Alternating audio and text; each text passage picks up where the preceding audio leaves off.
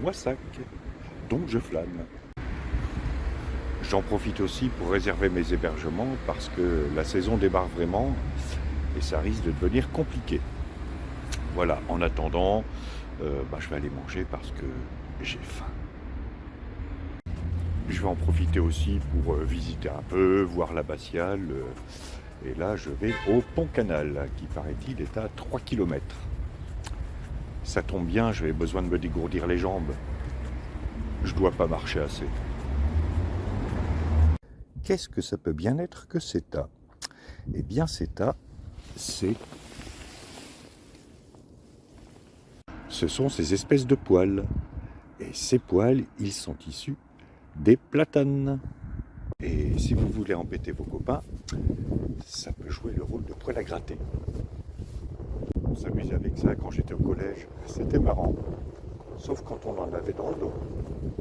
Voilà, c'était la minute de poil à gratter de cette journée de repos. Alors là, pour l'instant, je marche le long du canal latéral au Tarn.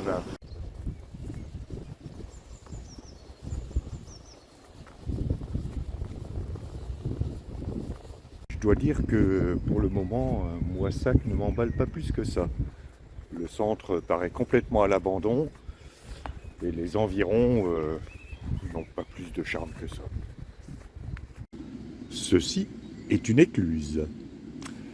Ça permet aux bateaux de passer de la droite vers la gauche et vice-versa. Lorsque deux tronçons d'une rivière ou d'un canal en l'occurrence sont à des niveaux différents, ça permet aux bateaux de continuer leur chemin. C'est bien pratique. C'est un peu un ascenseur à eau. Parce que construire un escalier sur l'eau, c'est un peu compliqué. Voilà, c'était la minute fluviale de cette journée de repos. J'arrive au pont-canal du Cacor.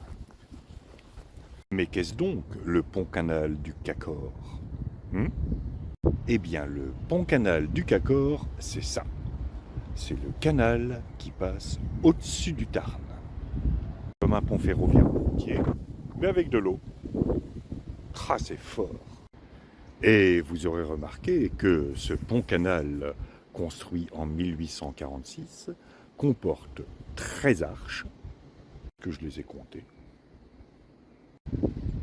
Et vous aurez remarqué que ce pont-canal est constitué de deux types de pierres. Des grosses pierres blanches qui sont du calcaire du Quercy, qui, je vous le rappelle en guise de révision, est une roche sédimentaire de l'ère tertiaire, c'est-à-dire entre moins 66 et moins 2,6 millions d'années. Et le deuxième type de pierre, ce sont ces petites pierres oranges de faible épaisseur et de forme parallélépipédique, plus communément appelées briques. Voilà, c'était la minute architecturo-fluviatile de cette étape. Bon maintenant c'est malin, il faut que je fasse 3 km dans l'autre sens. Alors là-bas, à peu près 500 mètres en aval du Tarn, sur la rive gauche, il y a un camping. Il y a un camping à Moissac. Pourquoi je parle du camping? Parce que ça n'a strictement rien à voir avec ce que je viens de dire et puis rien à voir avec l'objet de ce périple. C'est tout simplement parce qu'il a un nom marrant, le camping. Il s'appelle le camping du Pitounet. Le Pitounet. J'aime bien.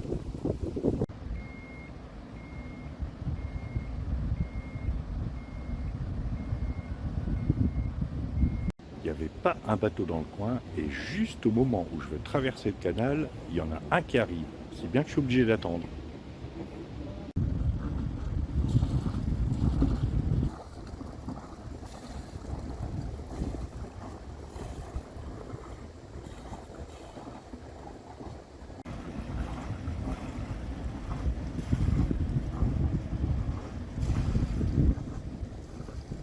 Attention.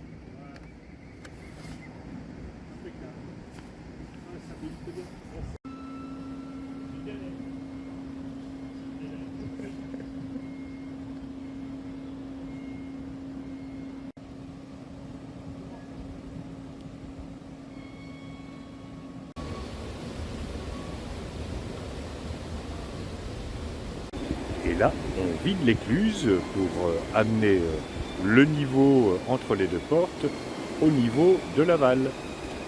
Et c'est moi qui ai appuyé sur le bouton. Ouais. C'est moi l'éclusier.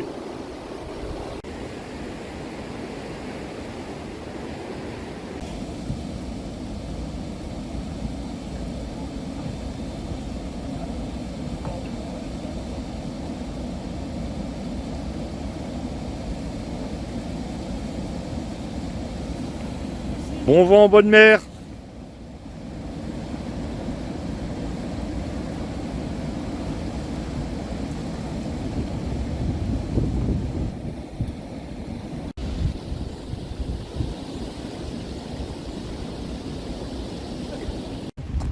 Voilà, vous venez de voir fonctionner un ascenseur aquatique, plus communément appelé écluse.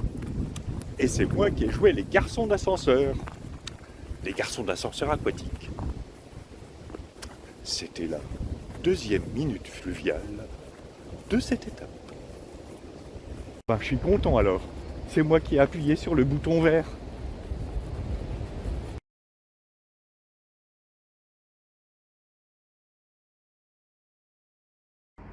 Je vous présente l'abbatiale de Moissac, fondée au IXe siècle, construite en calcaire, ce qui est normal pour la région, en briques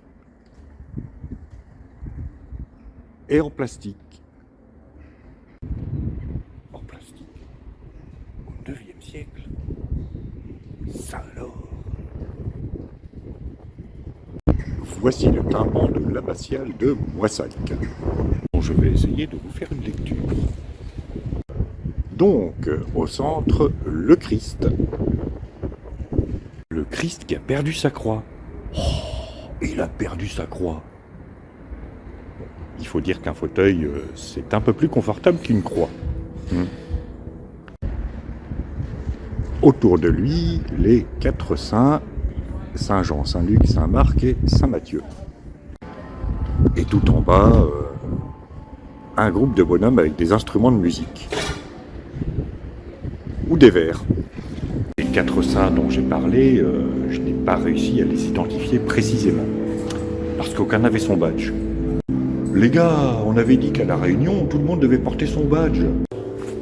Quant aux bonhommes qui sont tout en bas, qui picolent et qui jouent de la musique que je peux entendre derrière moi, je pense qu'il s'agit d'un groupe de rock de l'époque. Ouais, ça doit être un groupe de rock. Ils jouent de la musique et ils picolent. Voilà, c'était la minute théologique de cette journée de repos.